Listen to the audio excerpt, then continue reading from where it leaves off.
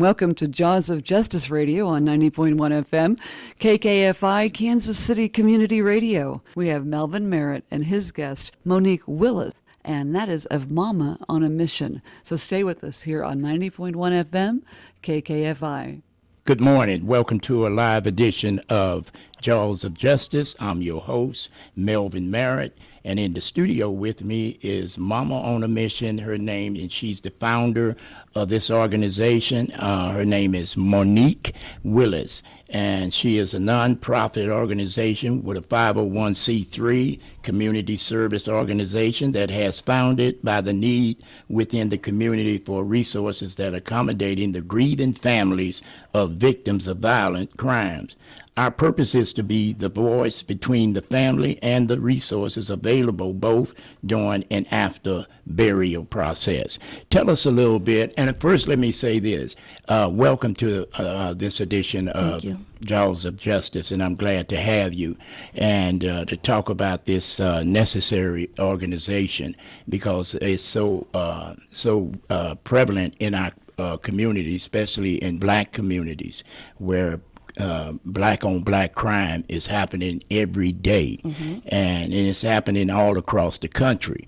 And I commend you by finding this organization and give us a little insight. And I just gave the fact that you are a 501c3. Correct. And I noticed that you have things like funeral arrangement. Tell us a little bit about that. Once your loved one is gone, you need to prepare for the funeral. Not everyone is strong enough to handle those needs alone. Not everyone has family to be there to support them. So I'm willing to assist them in whatever needs and aspect they need to get taken care of.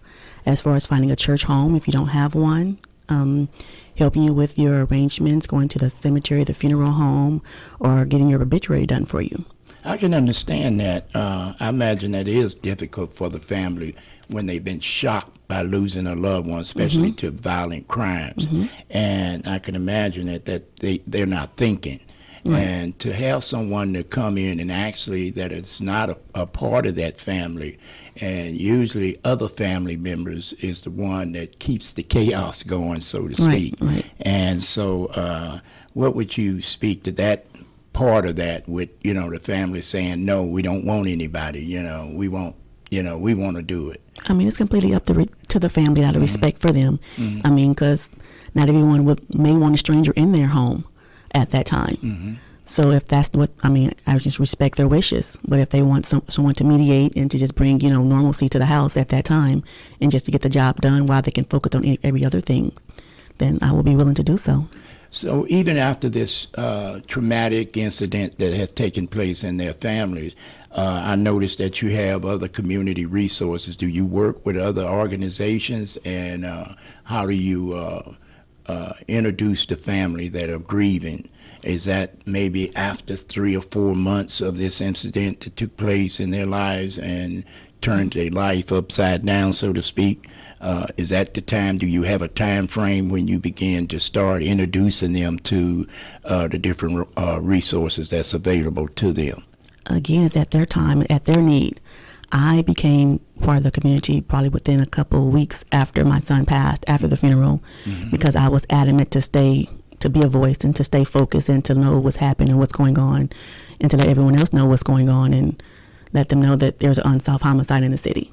Yeah, speaking of that, and you mentioned it about your son, tell us a little bit about that as much as you can.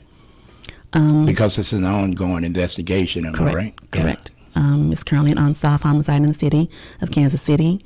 It happened on April the 5th, 2014, on Saturday about 1 o'clock in the afternoon. In broad daylight. Broad daylight. It was a nice sunny afternoon, from my understanding. There was a lot of people outside. There was a lot of communication in that block. So the communication was a phone call was received. He was telling them to come down the street some more. And there are people that we believe he knew, of course, because he was on the phone with them. Not everyone has your phone number. They were also looking for a white vehicle with rust on the rim wheel or the passenger sliding door. So, I mean, there's information that needs to be known and there's information that needs to be told, but everyone's not saying the same thing on a consistent basis. I noticed that you have a $5,000 reward. Mm-hmm. Is that for both of these guys that you're showing here? Both of those are my son. Okay. There's just one with glasses and one without. Oh, I was understanding that you have only one son. Yes. Yes, it's the same son. Okay. With the glasses, he looks completely different. Yes. So you have a $5,000 reward out for anyone with the information that would lead to your son's killers. Correct. And so how did they find out that he was actually on the phone with one of the people that was coercing him to come down the street a little further? That's strange. I have no idea how that information came across. If some red flags would have came up with me, Definitely. if somebody would have said, no, you're not in the right spot, coming Right. down a little bit further. Correct. Yeah. I mean, there's a lot of information that's been known and communicated, but for so much information to be known, but no one knows, which is really, if you know this, but you don't know this. Yeah. If you know he was on the phone, you know who was in the van maybe. And probably that all those guys that he knew, that they probably know a lot of the people in that area. Right. And so that's probably one of the reasons why none of those families that wasn't part of it want to step up and give any information, because given our history within the community, that those people have a tendency to go back and shoot up in the house and those kinds of things, to put fear on people. Right. And to stop them from being a witness of anything. And so I imagine that that's one of the reasons why a lot of these people don't come forward. And so we have signs out in the community sometimes and states, be a snitch, and so we can stop this type of behavior in our community. If you don't, this stuff is going to continue to perpetuate in our community. And so if you, because it can happen to their family. Right. But the telephone numbers they can call are confidential lines to give information. Why don't you give that number? They can call the TIPS hotline at 816-474-8477. They can call 816-729-2314 or 816-753-1111. Great. Now, we talked about this before going on air, and so now, that's over with, even though that you're advocating for his justice. Right. And what is some of the things that you can tell a parent that have not lost a loved one? What can you tell them to be watchful for? Maybe what age will you start telling them or suggesting to them that they need to talk to their son and daughter? Because like I mentioned, that daughters are well represented in terms of these crimes that are taking place in our communities. You can start talking to them at any age. I mean, the younger the better. Just keep the communication open and let them know that the different things that's going on in the streets to be aware of. Do you mention this every now and then, or when maybe something come on the news or something like that, or do you continuously, informing them of watching out for their surroundings and not being a part, like watch out for the company that they're keeping, Right. things like that? I mean, even as a child, you always talk about stranger danger and who to watch out for and who to look out for. So you want to let them know that to continue that as you get older. There's still people in your circle that, they're still strangers, even though they are your friends. Oh, that's a good point. And so that we have to practice being around positive people. Correct. And make sure that we have. But why is it that our young people are gravitating to negative type behavior and then going to it, to that negative behavior, starting off with, and I have to say this, smoking blunts and being in a circle that does that. And I was in an area last night, and I was going there to see someone about being in involvement with my organization called the Pennymill Foundation. And I looked around, and then I smelled the blunt smoking, and they were shooting a picture, and they was on the ground throwing the dice and showing a lot of money in their hands, and things like that. And these things, and I was looking at some of the younger guys that were standing there that was absorbing this type of behavior. Right. And so that's one of the things, one of the ways that those negative behaviors are perpetuated in our community, and because they feed off of each other and they want to be with the popular guys. Right. And, the behavior's being glorified. And the behavior is glorified, absolutely. And but we were talking about the fact that can we stop our sons from going into that arena, so to speak, and what can we tell them, even though it looks glamorous? Right. The guys with a lot of money on the sidewalk, and they throwing some dice and photographing these things. And I mean, we can educate them on the reasons and the consequences for your actions. But it's completely stopping them. Everyone has their own mind and behaviors to do what they may want to do. Right. So the education will be the key. The education and the positive influence that they have around them is to try to keep them away from it. But sometimes when you keep people away from some things, that's what they want to go towards. So it's really a catch-22 to some aspect. Yeah, and we talked about this going on air, where there's an absence of fathers, and that's real important. And I commend the organization, Big Brother organization, Big Sister organization, and that is so much needed in our community.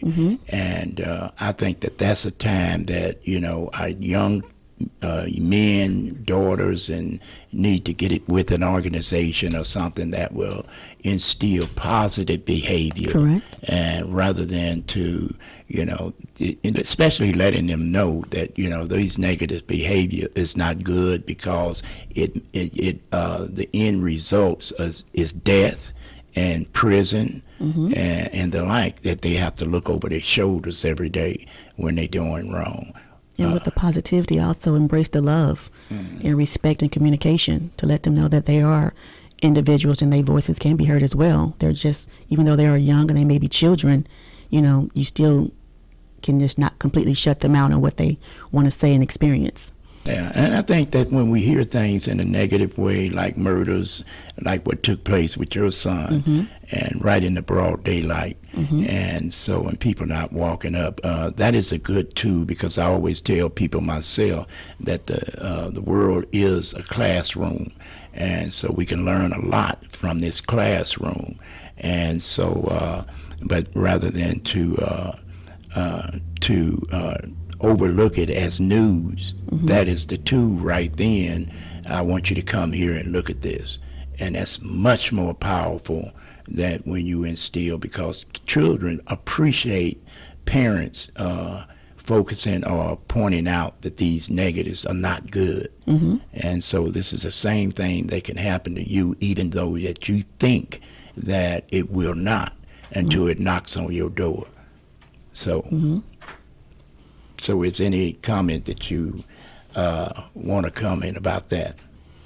I mean, letting the parents know and the families know that, we have to come together and let the community know that these are our children, that we can't continue to have these things happen to them, that we need to embrace them and embrace the streets and let them know that, the differences of what's going on. I just got a note just a second ago, and it was encouraged that I asked that you mention some of the services that you provide. What are some of the services that you do provide? Getting the families in contact with the community, helping the families with the funeral process. Once your family member is gone, is no longer talked about. So helping the communication going, putting the information out on social media, and make sure that the people know that my child is gone, my family member is gone, and we still need answers. We need justice. So I noticed that you have also fundraising. What is that all about? I understand what fundraisers are. I mean, you can have a fundraiser from having a GoFundMe account. I've done a fundraiser at a pancake breakfast at Applebee's, having a fundraiser selling chocolates, having world's finest chocolates, having a candy, just putting money to, if you want to gain money towards the reward fund, or just gain money to help with funeral expenses. Sure. Yeah, I can understand that. What about counseling referrals? And that's very much needed. That is very much needed because everyone feels they can handle it themselves. But there's different organizations that have free counseling services if your insurance is not provided to you. What about counseling for children that haven't made it to the streets yet, and that's under that peer pressure and all the other things, and maybe they are in a lot of peer pressure.